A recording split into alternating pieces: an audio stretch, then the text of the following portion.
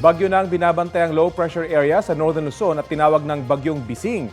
Bago pa man ito maging bagyo, ramdam na ang sama ng panahon sa ilang lugar sa Luzon. Bumaha sa ilang kalsada sa La Trinidad, Benguet matapos ang ilang oras na pag-ulan. Ganyan din ang naranasan sa Baguio City, kaya ang ilang motorista nahirapang makatawid sa kalsada. Malakas din ang pag-ulan sa Lawag, Ilocos Norte. Ang tubig tuloy sa Padsan River, bahagyang tumaas. Nakahanda naman daw ang iba't ibang bayan at lungsod sa Ilocos Norte sa posibleng pagbaha dulot ng Bagyong Bising.